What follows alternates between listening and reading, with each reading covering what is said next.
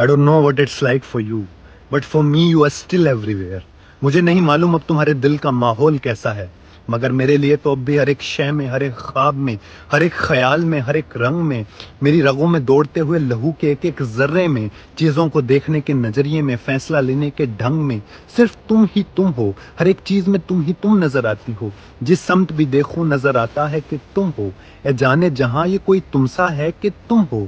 ये ख्वाब है, खुशबू है कि झोंका है कि पल है, ये धुंध है कि बादल है कि साया है कि तुम हो। हर एक चीज में तुम ही तुम नजर आती हो। तुम्हारे जाने के बाद तुम मेरी सांसों में महकने लगी हो, दिल बन के धड़कने लगी हो। हर एक चीज में तुम ही तुम नजर आती हो। मैं जब तुम्हारे बारे में सोचता हूँ तो मुझे ऐसा लगता है कि तुम डूबते हुए सूरज के वो रंग हो जो सूरज के डूब जाने के बाद भी आसमान को रंगीन रखते हैं।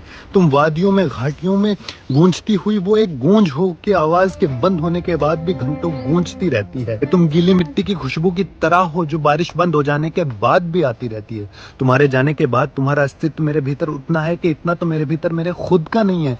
तुम्हारे जाने के बाद तुम आज भी मेरे भीतर एग्जिस्ट करते हो, लेकिन दुख की बात ये नहीं है। दुख की बात यह है कि तुम्हारे भीतर मैं जरा सा एग्जिस्ट नहीं करता। अगर करता तो आज ये नौबत नहीं आती। लेकिन मैं सोचता हूँ यही तो प्रेम है, यही तो प्यार है, वगरना व्यापार होता कि जितना तुम दोगे उतना मैं हूँ। इसलिए मुझे इस बात से फर्क ही नहीं पड़ता कि तुम्हारे भीतर मैं कितना हूँ। उस बात से तय नहीं होता कि तुम मेरे भीतर कितने रहोगे। तुम ही तुम हो मेरे भीतर, बेशक मैं तुम्हारे भीतर जरा सा नहीं हूँ। प्रेम नील की तरह होता है। जब सफेद कपड़ों पे लगा देते हैं तो वो अपना असर छोड़ जाता है। जब हम पहली बार मोहब्बत करते हैं तो हम सफेद कपड़े की तरह होते हैं और पहली मोहब्बत अपना असर छोड़ जाती है। बेशक महबूब चला जाए लेकिन मोहब्बत रह जाती है। उसी तरह तुम चले गए लेकिन तुम्हारी मोहब्बत मेरे भीतर आज भी एग्जिस्ट करती है।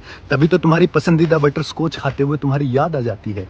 खाना खाने के तुरंत बाद पानी नहीं पीना चाहिए, कोई टोकता हुआ सुनाई देता है। मीठा खाने के बाद घर से बाहर नहीं जाना चाहिए, कोई डांटता हुआ सुनाई देता है। ये तुम ही तो हो। कंगन कोई खनकाए तो लगता है कि तुम हो।